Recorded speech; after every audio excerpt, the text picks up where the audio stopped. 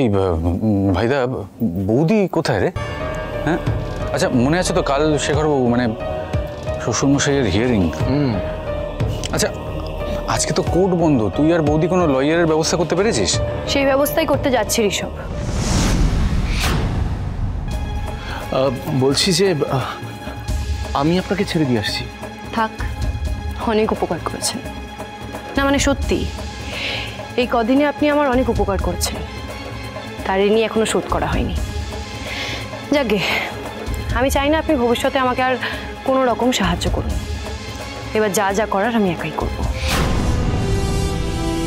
বড় দাদা বাবু, বড় দাদা বাবু।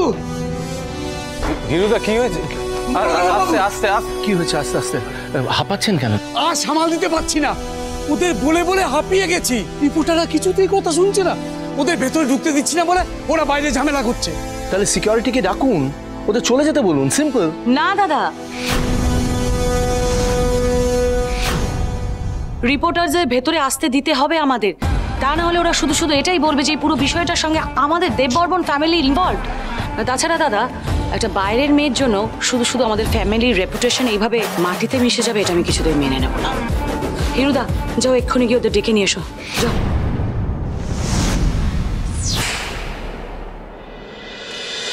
মিসেস দেববর্মন, আপনার স্বামীর তো অনেক টাকা, তার সে ভেবেই হয়তো আপনার ভালো বাবা কোম্পানির লকার থেকে টাকা সরানোর দুঃসাহসটা দেখিয়ে ফেললেন।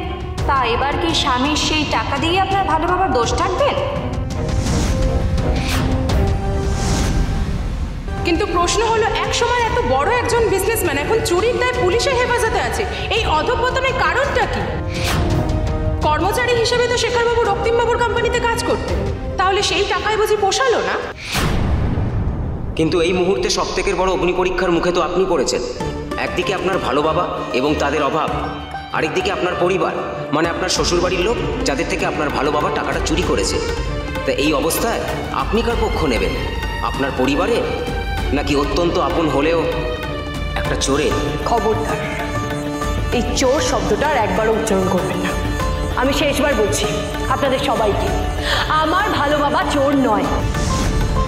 আমার ভালো বাবা কোনো অন্যায় করে, এই কাজটা অন্য কেউ করেছে, আমি বলছি আপনাদের। কিন্তু আপনি এই কথাগুলো এত জোর গলায় বলছেন কি করে? আমি তো জানি সমস্ত প্রমাণ শেখরবাবুর দিকে ইঙ্গিত করছে। রক্তিম কি বলছে বলো তো এইসব? না কি বল, একটা কথা মনে রাখবেন, আমরা সব সময় যা দেখতে চাই সেটাই দেখতে পাই। আমাদের দেখার ইচ্ছে সত্যি মিথ্যে সব কিছুকে ছাপিয়ে যায়।